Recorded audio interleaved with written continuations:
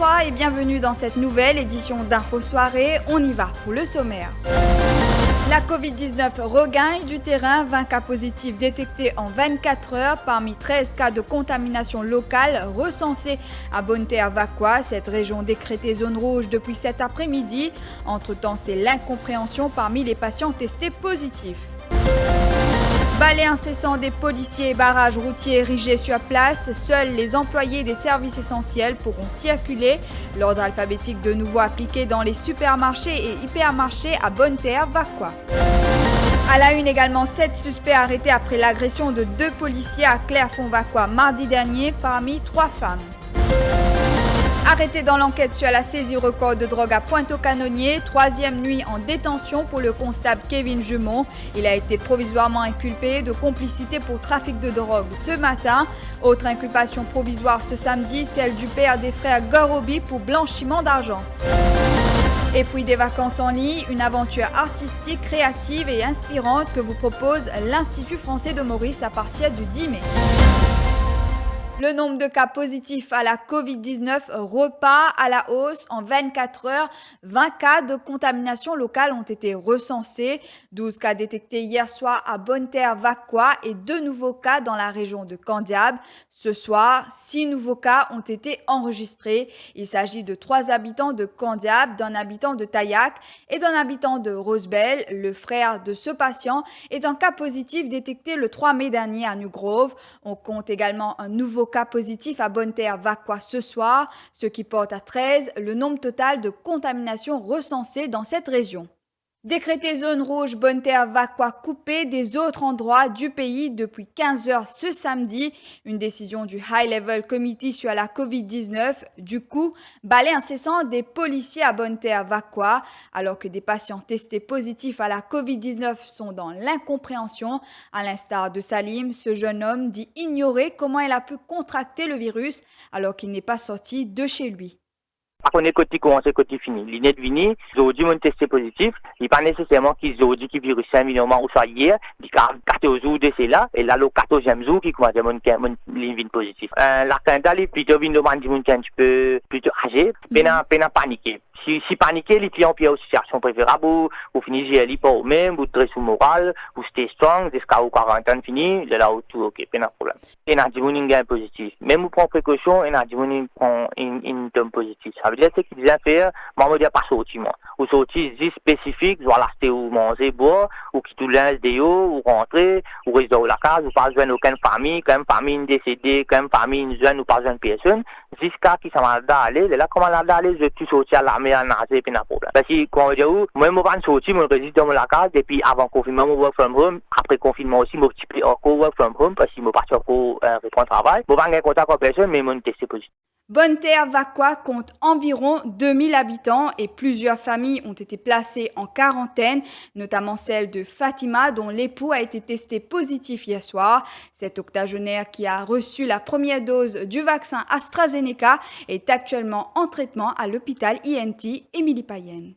La nouvelle est tombée hier soir chez la famille de Fatima. Son époux est positif et a dû être transporté au centre de traitement de INT. Je ne comprends pas que ça vient, parce que moi, attends parler, à soi, papa petit n'allait, il prend ce qui n'allait, même ce qui est Et là, on a donné qu'une faire signe avec tout le monde dans l'endroit voisin. Et là, une fait test, une trouvée, comment dire, laver, un petit peu courbature, il fait une douleur un petit peu. Et puis, le lendemain, il fait un peu, quand il pas bien la pied, il y a frais, il nous fait carême. Ben, il est bien, hein. Il y a toujours une bière récemment, il donne un peu de calmant, médicament, quoi. Ben, il réfléchit bien, de trouver du positif. Elle ne comprend toujours pas comment son époux a été contaminé, mais elle soupçonne qu'il aurait pu avoir contracté le virus avec un de ses voisins qui travaille à Candiabre.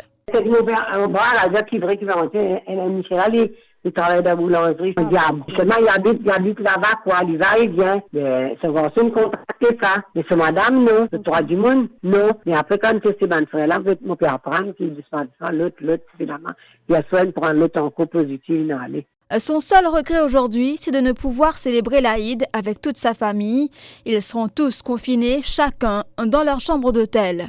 Mais la 3 garçons, ils sont moi dans l'appartement, la famille, nous avons qu'à célébrer une fin de famille. C'est pas qu'une fin de famille. Garçon là n'est pas positif, il est négatif. Mais là, aujourd'hui, là, vous prenez tout dans la famille de pour aller. La communauté est positive, votre grand-père, mais la cause ça, quand là, vous prenez toute la famille. D'autres membres de sa famille attendent de connaître le résultat de leur test PCR effectué aujourd'hui.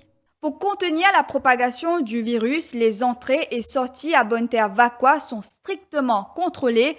Un plan de déviation a été mis en place. Seuls les employés des services essentiels pourront quitter la zone. Pour l'accès aux supermarchés et hypermarchés, l'ordre alphabétique sera appliqué. Explication avec le DCP Krishna Diagro. La région de Bonne-Terre rentre en zone rouge, ce qui veut dire que nous minimise l'entrée et sortie dans la région de Bonne-Terre. Seulement, c'est un bis qui traverse la région qui peut nous les autres aller. Alors, il y a un plan de déviation que peut nous annoncer. Mandjiboun qui peut descendre dans le poil condeuse, tout ça là, j'ai besoin de passeport sur le Ferrino, ou bien d'autres cas, passeport Jumbo, ce qui connaît que chemin là bloqué. C'est une bonne alternative. Il y en a beaucoup d'alternatives dans la région de Bonne-Terre maintenant. Approvisionnement n'est pas pareil comment nous peut faire dans la région, le sud, là. L'approvisionnement se fait entre, 10 heures à 6 heures. Une bonne affaire alphabétique, tout ça là, il est appliqué pareil. Le travail chez l'immobilier, c'est very essential work, hein. Pas pour les bandits tout le monde pas pour social travail. Alors, il paraît que moi, dans les cas de Lucifer des Highlands, même ici. 7 suspects arrêtés après l'agression de 2 policiers à Clairefonds numéro 1 Vacquois aux petites heures mardi dernier. Parmi 3 femmes, les 2 constables se sont rendus sur place après une plainte pour pollution sonore. Arrivés sur les lieux, les constables ont été insultés et plusieurs objets ont été lancés en leur direction. L'un des policiers s'en est sorti avec 3 points de suture au visage. 3e nuit de détention pour le constable Kevin Jumont. Il a été provisoirement inculpé de complicité pour trafic de drogue devant la Bail and Remand Court cet après-midi. La police a objecté à sa remise en liberté conditionnelle. Affecté à la SSU, ce policier de 40 ans a été arrêté jeudi soir dans l'enquête sur la saisie de 3,6 milliards de roupies de drogue à Pointe-aux-Canonniers dimanche dernier. Il est soupçonné d'avoir facilité le déplacement de plusieurs membres de cet important réseau de drogue. Et autre inculpation ce samedi, celle du père des 3 frères Garobi, Téchoir Garobi, alias Baboul. Une charge provisoire de trafic de blanchiment d'argent a été retenue contre cet habitant de résidence EDC à Grand-B. La police ayant objecté à sa remise en liberté conditionnelle, cet homme de 65 ans est maintenu en détention. Il a été arrêté hier dans l'enquête sur le volet de blanchiment d'argent après la saisie record de drogue à Pointe-aux-Canonniers dimanche. Le père des frères Garobi n'est pas inconnu des services de police. En 2011, il avait écopé de 2 amendes totalisant 830 000 roupies pour trafic de drogue. Je vous retrouve après la pub.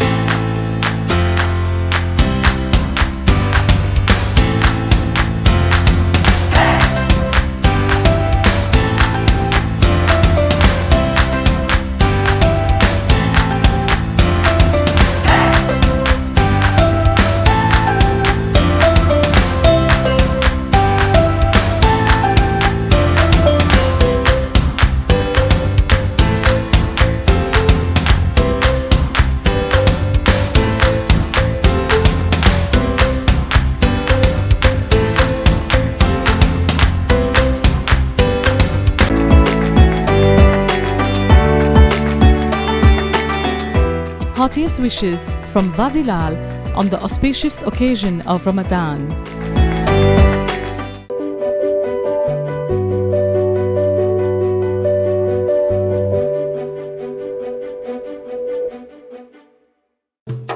Eagle Brand Spices présent plus qui 100 ans dans la cuisine.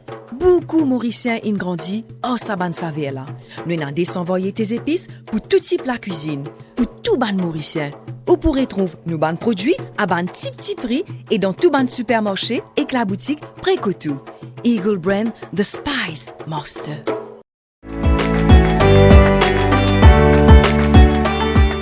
Muaz आप सबको रमज़ान मुबारक की नेक ख्वाहिशात पेश करते हैं।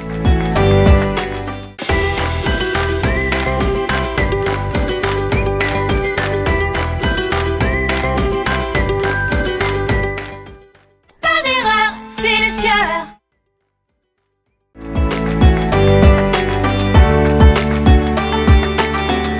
Heartiest wishes from Vadilal on the auspicious occasion of Ramadan.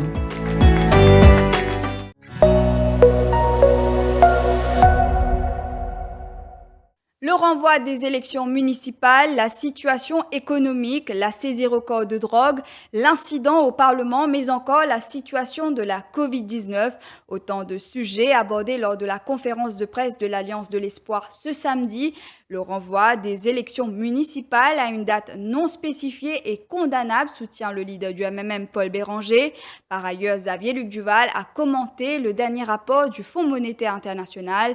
Selon le leader de l'opposition, le ministre des Finances mène la population en bateau. Ruth Radjessar. Xavier Luc Duval est catégorique, c'est l'un des rapports du FMI le plus dur pour Maurice. Ce rapport contredit les prévisions de croissance de Renganaden Padayachi, souligne le leader de l'opposition. La différence est entre prévision IMF de 5% pour cette année-ci et prévision Padayachi de 18% pour l'année commencée là, 1er juillet 2021.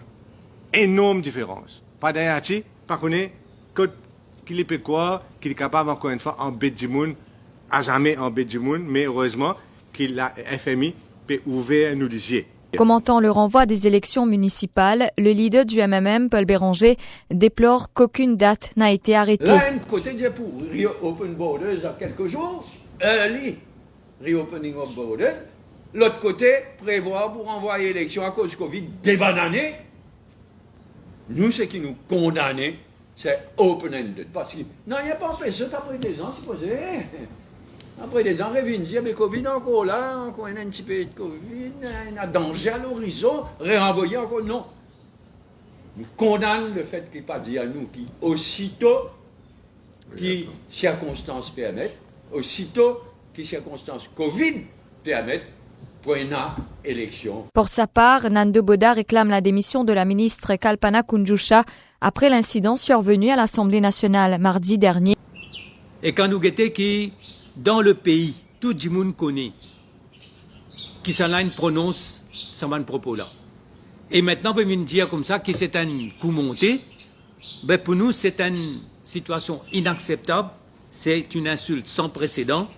Et pour nous, nous demandons la démission de la ministre.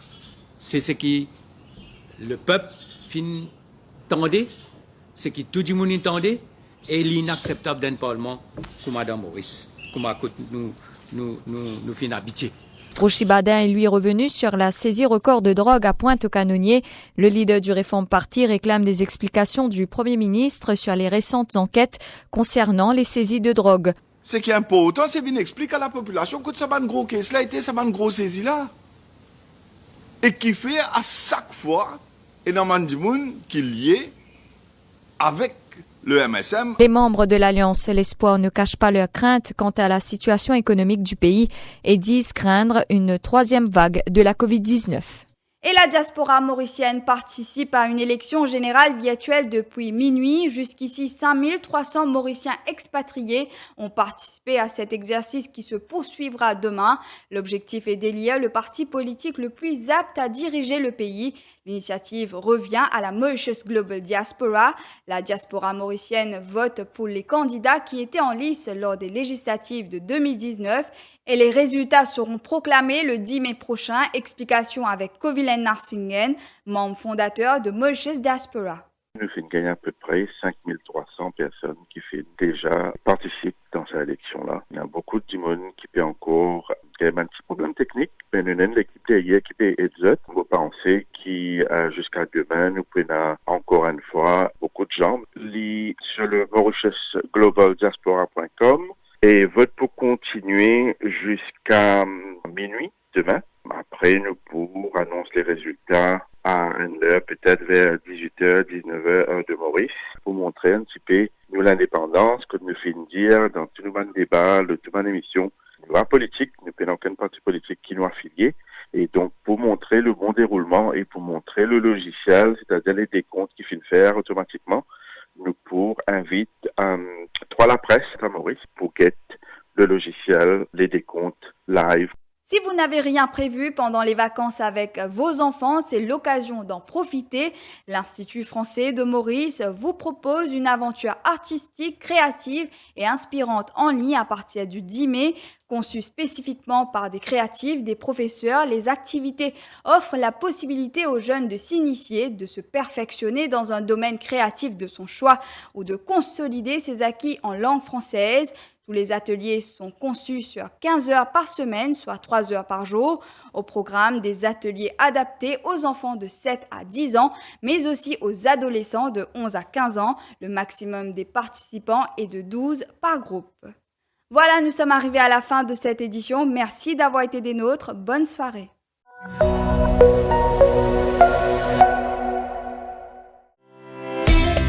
Vous pensez déjà à un succulent biryani pour la fête Eid al-Fitr aux pâtisseries turques Orange Blossom? Nous vous recommandons de placer vos commandes le plus tôt possible. Contactez-nous par WhatsApp au 5 818 6002 pour vos commandes de biryani et kabsa et 5 794 39 73 pour les pâtisseries turques. Adali, rue La Bourdonnais, Port-Louis.